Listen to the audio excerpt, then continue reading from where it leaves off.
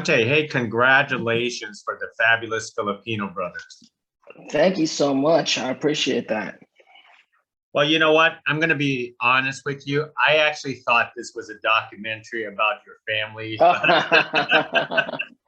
No, I think some people have. It's a very meta film, but it's not a documentary. It's not nonfiction. That being said, a lot of the stories, I mean, all the stories, and even the stories within the stories are inspired by the stories of my family. So in one way, it's based in reality. I could have put inspired by true events at the beginning of the movie, but it's a fiction. It's a fun kind of fantasy, kind of like just love letter to the Fil-Am community I grew up in, and also my actual family. So Absolutely. So how did this first came about for you? so I've been developing this film for a few years. I've been an actor for over 35 years, and then I started producing films about 10 years ago, and exclusively Asian American films, originally with my original partner, James Serino at Kinetic Films, who I'm still very much connected to. He's a good buddy. We did a bunch of films for like Kev Judd, Justin Chon. And then I partnered up in The Machine with my current partner, Ron Erickson. And we were going in and out of the Philippines, creating projects. And I had this really, I created this thing with this arts collective with AJ Raphael years ago called We Own the Eighth, and was all about promoting Asian American media. And forget Asian American month, let's promote it every month, the eighth day of every month. And so we had these meetings and talks. We had some great artists come through on screen, on influencers, digital media people do keynotes, and then we would screen films. And it was all about talking about why it was our time and was on us to really put our stories out there. That kind of conversation ultimately led up to things like Crazy Rich Asians. I remember John Chu hit me up and wanted to talk about everything, and which before he was shooting, and about the ideas we're talking about. Why is it important? Why is our voices important? And then, of course, when they did Crazy Rich Asians, it became an explosion. And then a lot of my white friends in the industry started understanding why I was producing Asian films and why I thought it was important for Asians to be the leads in movies directed by us. And so, this is like the eighth film I produced. And so for this particular film, it's like many filmmakers, I was developing in my mind for years. I ended up pitching it to Signal Entertainment. I had just produced a film for them called Empty by Design with director Andrea Walter, her director, which we were doing the festival circuit, and they greenlit this film for me that I wanted to direct. And I basically took the advice that I give a lot of young filmmakers, write what you know, shoot in your own backyard. And this is a story. These are stories I've been wanting to tell for a while, and with some of my favorite actors who just happened to be my brothers, and it became a family affair. So was it easy to convince the rest of the family to go along with this? I mean, it is a family affair, and it seems like you guys all had a lot of fun doing this project. Oh yeah, no, we had a great time. It was easy to convince them. We're actors. You're like, hey, I got a gig for you. They're like, okay, let's do it. But that being said, going into it, I brought my brothers in. I brought my brother Darian in to write the first draft with me, and then we brought my brother Dion ECO in to, of course, add some comedy elements and look at the jokes, and I brought my sister Ariana to help round out some of the female voices.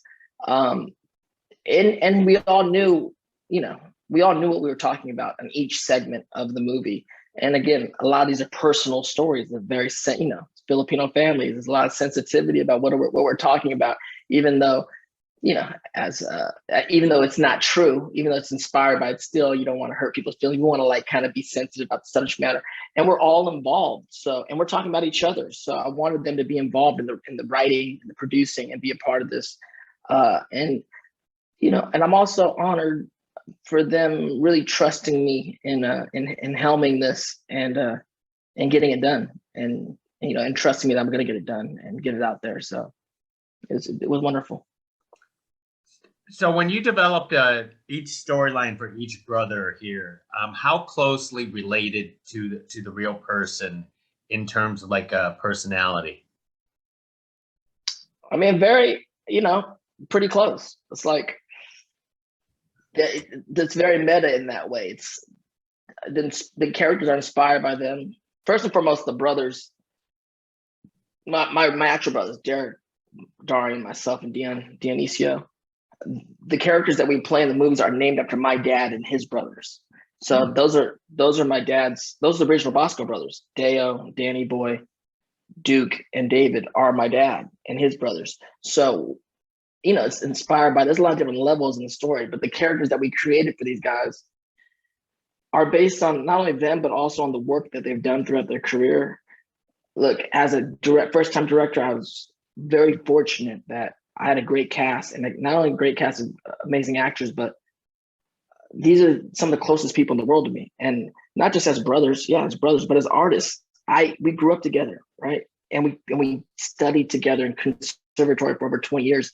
So I've seen every performance they've ever done their whole life, from breakdancing in the streets of San Francisco, doing ballet, to doing theater, to doing, small roles on TV, to doing bigger roles on TV. I've seen everything. We've seen each other, all the good stuff and the bad stuff.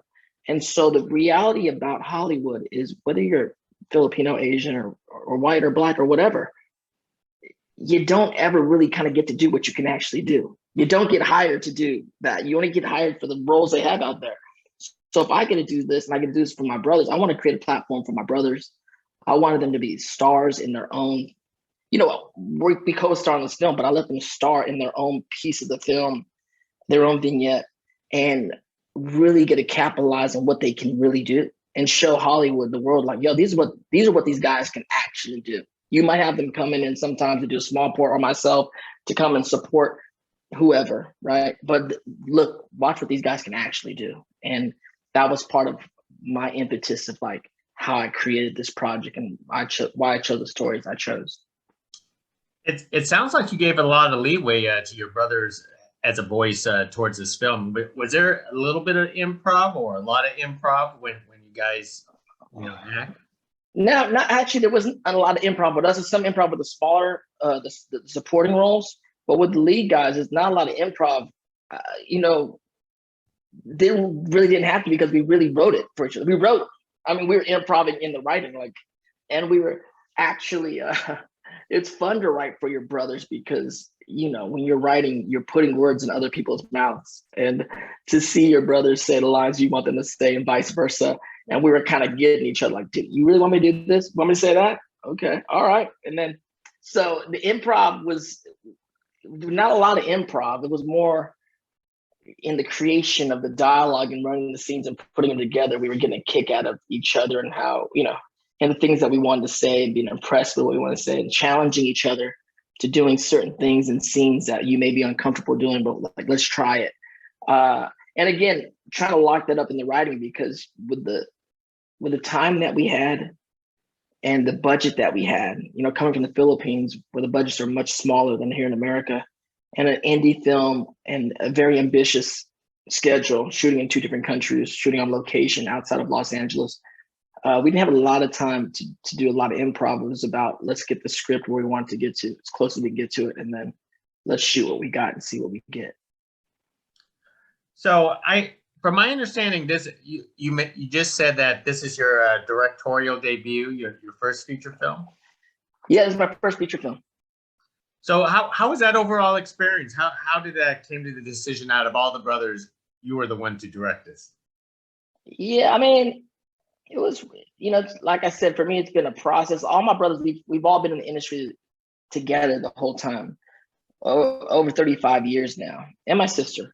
And we all have our own, our own career and our own career paths, and everyone's had their own great career in their own right. For me, like I said, the process of me has, I'm somewhat entrepreneurial in how I look at my career, and this career has, I've been fortunate to do a lot of different things that, become an actor, a dancer, a poet. I started the Poetry Lounge years ago and became a well-known poet in the scene. Poetry led me to writing plays, getting plays produced, and then producing plays, producing theater, and then which led me to producing films. And then, the process of producing films in Hawaii, here, overseas, getting involved in production, getting involved in the business part of it. That was my career path. Then becoming an author and dropping my memoirs like 2 years ago, right before COVID, and then that leading to this film. So, I mean, I'm kind of, even though we're all together, we also run our own kind of paths. And like I said, this is something I put together, and I was very honored that they kind of followed along with me on this kind of journey. And I'm really proud of what they did. I'm proud of what I did. I can't wait for the whole community to see, just this story and have fun with this film. It's in no way me trying to like make some grand gesture for all Fil-Ams or, or all Filipinos in the world. It's like, this is where we're from. This is our story. I mean, hopefully you see a little bit of yourself, your family in this film, and I want to represent our community, lovingly and honorably. But also, it's a great time in cinema where, we were all in the debut, and the debut was great. And there's a time but we're in a time in Asian cinema where we can tell vast stories, and the characters can be super flawed, and they don't have to be the perfect. We don't have to be the perfect Asian model minority out there and show this story. I have 4 different leads that are brothers, that are all Filipino, that are all different, that it's an entertaining film. Is it right? There's right, there's wrong, it's life. We're real people, that kind of thing. And I hope people laugh. So for your approach, did you approach each vignette sort of like a short film yourself, or you actually saw it as a a full feature in the first? I mean, I'm just saying, like, what was your approach to make it easier on you? Yeah, no, I saw it. I always saw it vignetted. I always saw the brothers starring their own piece. The way I looked at the film, the way I even pitched the film, and it may not even make sense to anybody out there, but it's how I think about it when I thought about it when I was creating. And of course, it was, I pitched it as My Big Fat Greek Wedding meets Pulp Fiction, Filipino style. And they're like, what? Pulp Fiction? But not the gore and the violence of Pulp Fiction, but the vignettes and the calamity of Pulp Fiction. With each thing, I wanted those kind of moments and those kind of things where like, whoa, what's happening? And vignettes. And of course, a lot of people draw the comparison to My Big Fat Greek Wedding, which is great movie, amazing, feel good, fun. Everyone loves that. And yes, within ethnic groups, we have a similar, even though it's all very specific to how we do things, there is also a bigger connection between all of us. And so I love that parallel also. But yeah, so to answer your question, yeah, I did. I always thought of that as these vignettes. I really carved out what brother was going to do what, how they were going to do it, and how we're going to get there. Great. And as you mentioned before, Asian cinema is on the rise, especially as of late. And obviously, you are a source of that proven success. But however, Filipino movies there's only very few Filipino movies that actually came out. I think I've only seen like maybe one or two in the past few years in American cinema. How proud of it that this film is showcasing as a Filipino American movie, and not only that, Filipino culture. I'm very proud. Like I said, we've been a part of this conversation for years now. And again, leading up to things like Crazy Rich Asian, which was obviously the big bang for what's happening now in Asian media. As we just said, we are at the highest profile Asians, with the highest profile in Hollywood in the history of Hollywood right now. And Crazy Rich Asian was a big bang. Parasite winning the Oscar. Squid Games being the biggest, television show in the world. It's amazing, and it's time for us to continue to push out there and have our stories. This film is having Filipino stories be a part of that movement, and we're not the only one. Yellow Rose came earlier, and as a part of that, we're a part of that. Joe Coy's coming with Easter Sunday, and that's a big part of it. It's on us to continue to tell our stories, on us to tell our stories, and this is a part of it. And then also it's on the audience out there, Filipino audience and beyond, that like support these stories, come watch these movies, download the films, you know. That's how it's, when I say it's our time to make movies, it's all of our time. It's your time as media to cover these films. It's, you know, that's how it works. So we can kind of, so this is not something that comes and goes. This is something we can build on and kind of keep continuing to make movies, and there's an audience to continue to receive the movies. And again, I was honored that, you know, when I made this movie, it's the Fabulous Filipino Brothers. Like you said, representation. It does mean a lot to me. I'm now in my 40s. I've got to play a lot of different characters in my career, and I love it. I love the career I've created, and I love the characters that have become iconic for certain generations or whatnot. But me directing and me telling my, you know, me getting to tell a story for the first time, I wanted to represent like this, the Fabulous Filipino Brothers, as people of color in America, as Filipinos, as any, you know, children of immigrants. You're taught to try to fit in to what's going on here, and fitting in for a lot of generations have been kind of watering down who we are and try to fit into, you know, the white world. I mean, let's be honest. But in this time of change where authenticity matters and our voice matters, the irony that I learned as an artist doing this film is like, no, just tell your story. Like really, like tell your story. And for me, the success of me kind of telling personal stories with personal people in my life that are very specific to us, very, very specific to us, somehow made it universal. All of a sudden, we premiered at South by Southwest, one of the biggest film festivals in the world, put a Filipino film in the lineup with Filipino in the title, like what?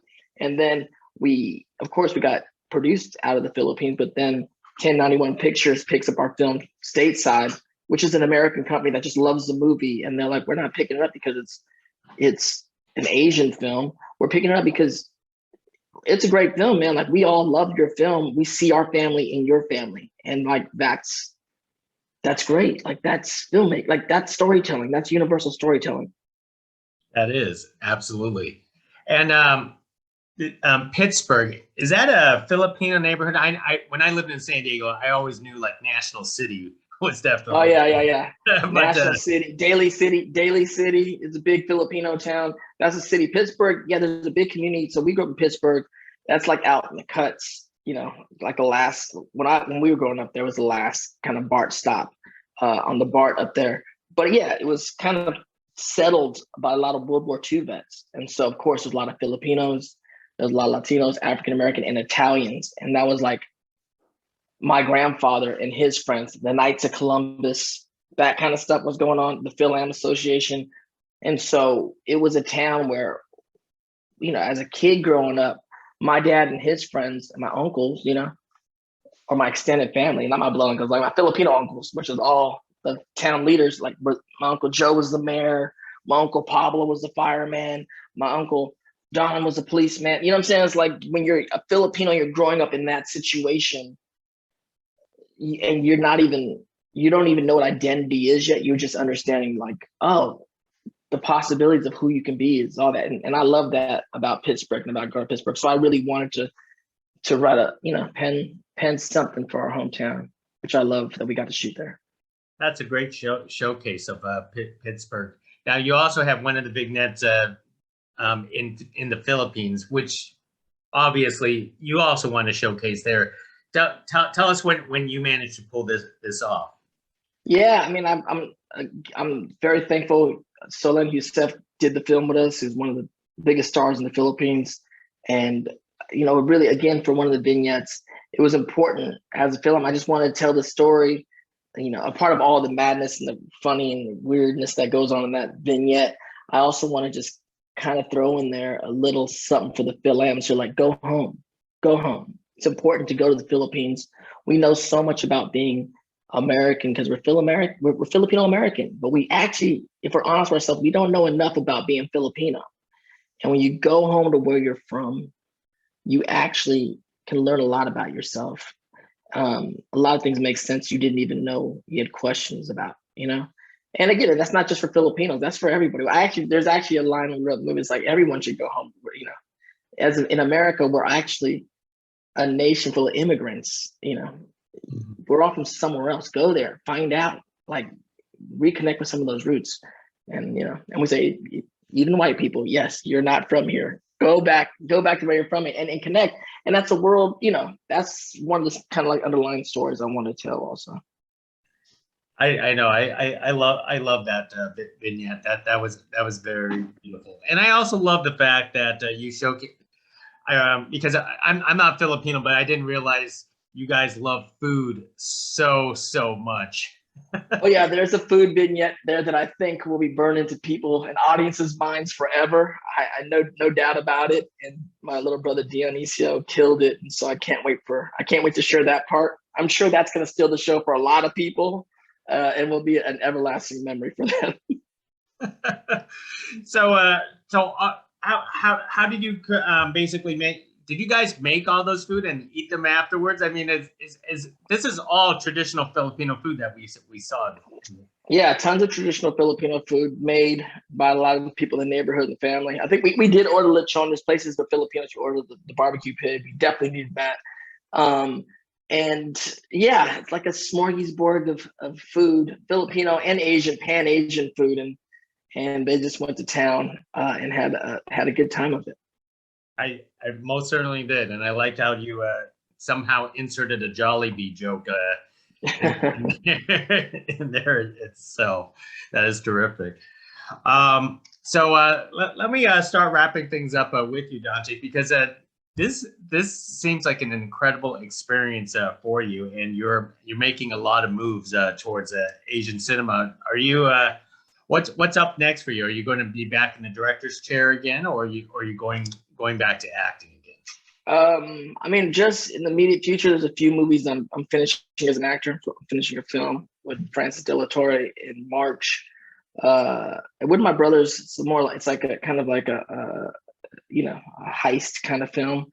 And then I'm scheduled to do a film with Jet Tolentino in New York, an Asian rom-com called Asian Persuasion. So I'm supposed to be doing that in New York in April. But there are a few things that are coming in on my desk also. So I may be directing again later on this year. There's a project that's come across my table that we're seeing if we can get all negotiated. So we'll see if that happens. But it's going to be exciting. I'm going to continue. I love directing. I love acting. I'll never stop being an actor. But there's a lot of stories I think we can tell. I really enjoyed storytelling from the director's chair also. It's different. It's definitely different. But there's much more. And producing. And when I'm producing a lot, I'm developing a lot of different projects also.